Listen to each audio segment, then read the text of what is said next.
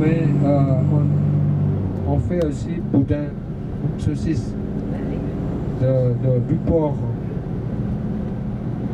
On fait sécher d'abord, on roule, et puis si on a besoin, on coupe, et puis on frit.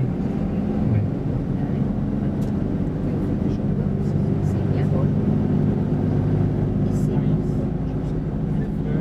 Beaucoup ça, là, il y a beaucoup de cochons à tuer pendant la fête. Bon, par exemple, un cochon, ça pèse 100 kilos, et le prix d'un kilo, maintenant, ça coûte cher. Hein? Ça coûte cher vers 25 000 roupies, par exemple, à 25 000 roupies. Le kilo de l'avion cochon. Alors, pour un cochon, si un cochon, ça pèse 100 kilos, ça fait 2 500 000 roupies. Ça, c'est pour un cochon, déjà. Et il faut avoir une calculatrice, si vous voulez. Combien? Si vous voulez calculer, là. Un cochon 200 € quoi, le cochon ou le kilo? Non, le kilo, 150 € par exemple, à peu près. Là, c'est pour un cochon. Et puis pour 100 cochons, 100 cochons, combien? Hein? 1500. 1500.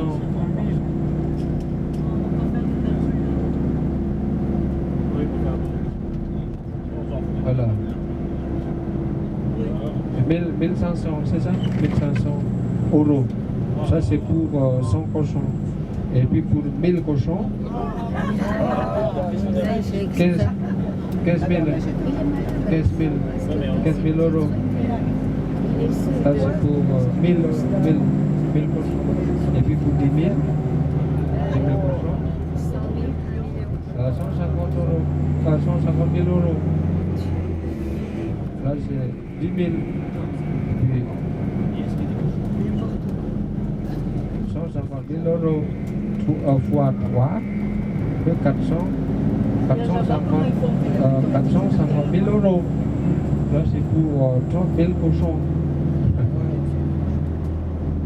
Ça coûte cher. Là, c'est tous les 6 mois pour la fête ici à Bali. Tout le monde, tous les cochons mangent, c'est vraiment la fête. C'est la fête de la victoire, le bien contre le mal. C'est très coloré pendant la fête ici, parce que devant la porte d'entrée, dans chaque maison, avec bambou décoré, comme ça. Les gens sont contents, sont heureux.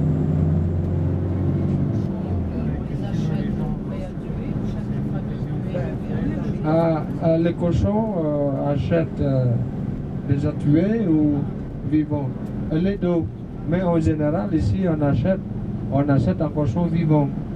Vous voyez, par groupe là, par un petit groupe là, on achète comme ça, on attrape, et puis tuer, tout ça comme ça.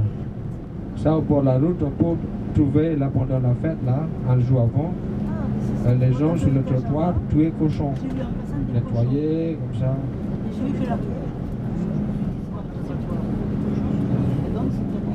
Ici à Bali, il y a beaucoup de fêtes ici.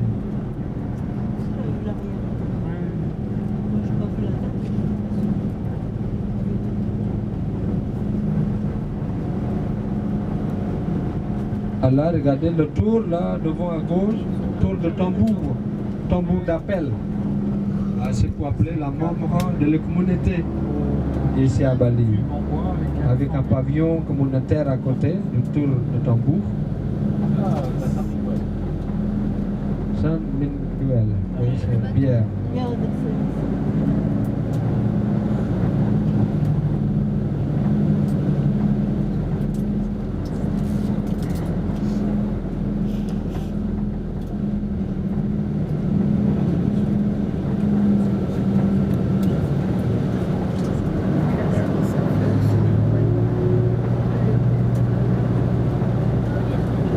Ça, regardez à droite, c'est un temple du village. Ici, comme j'ai dit, monsieur, dame, là en face aussi, c'est un temple du village aussi. Parce que dans chaque village, il y a beaucoup de temples du village. Avec un marché à côté, à gauche, regardez, marché du village. C'est un carrefour. Comme j'ai dit, à Bali, l'île de Bali est connue pour 1000 de temples. Je trouve beaucoup plus. Le premier groupe, comme j'ai dit, temple généalogique qui se trouve dans chaque maison. Et aussi, il y a des temples de clans. Et puis le deuxième groupe, monsieur Dan, ici, c'est le temple territorial qui se trouve dans chaque village. Au moins, monsieur Dan, dans chaque village coutumier, il y a 3 temples principaux. À Bali, on appelle Kayangan Tiga. Et les 3 temples, bien sûr, dédiés à la Trinité hindoue. Les 3 manifestations du Dieu. Bon, les 3 temples sont le temple Pusa, c'est le temple d'origine, puis le deuxième temple du village, et puis la fin, le temple d'Alam, c'est le temple pour la déesse de la mort. Ça. Et bien sûr, dans un village, on trouve un cimetière où on peut enterrer le mort, où on peut brûler le mort avec la crémation. Bon, chaque fois, ici, si vous trouvez un temple, un cimetière, bien sûr, à côté, il y a toujours un temple. C'est pour la déesse de la mort, la femme du dieu Shiva. Les 3 temples dans chaque village. Pusa, Desa, Dalam. Pusa, ça c'est le temple d'origine. En général, se trouve au nord d'un village. Desa, normalement, situé au milieu d'un village. Et puis Dalam, au sud d'un village, où on trouve un cimetière, ou au bord de mer, etc. Le temple, on a vu, le village là tout à l'heure, c'est le temple du village, au centre du village. Alors, ça c'est le temple des saints. Et la fête pour le temple du village, bien sûr, financée par la membre du village. La fête aussi arrive tous les 6 mois. C'est souvent tous les 6 mois la fête dans chaque temple. C'est la fête anniversaire.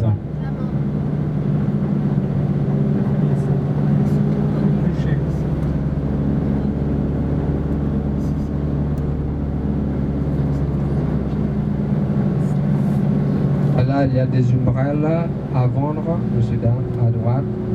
Voilà. Ça c'est, on trouve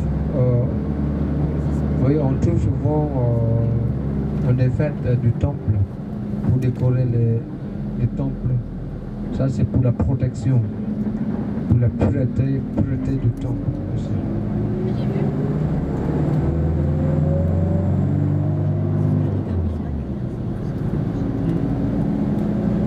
Pendant la fête d'un temple, il y a des ombrelles rituelles, et puis il y a étendards rituels, comme ça.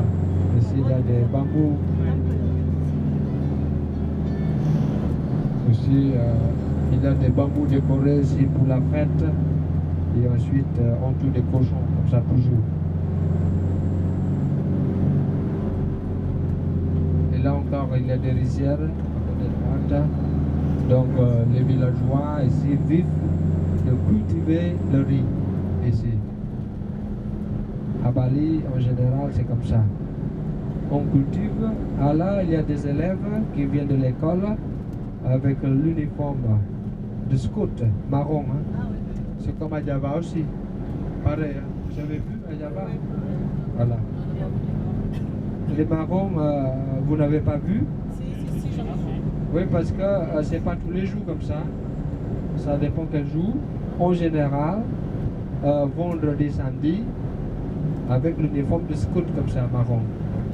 Et ensuite, lundi, mardi, blanc-rouge pour l'école primaire. Hein.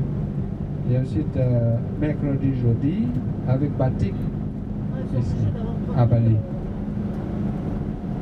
Là, c'est l'école primaire, et puis l'école secondaire, blanc-bleu, lundi et mardi. Puis mercredi et jeudi, avec batik. Et ensuite, vendredi, samedi, avec scout aussi, marron comme ça. Et puis au lycée, Soudan, blanc gris, lundi et mardi. Et mercredi, jeudi avec batik. Et vendredi,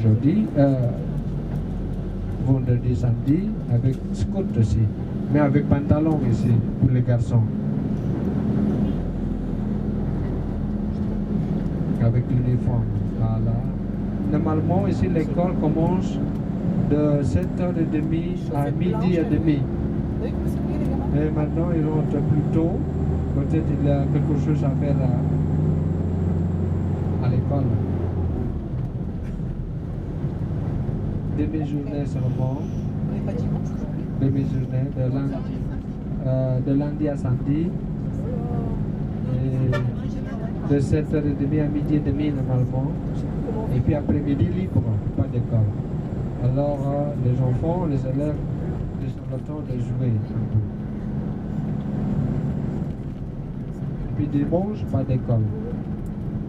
Aujourd'hui, on est samedi. Demain, c'est dimanche.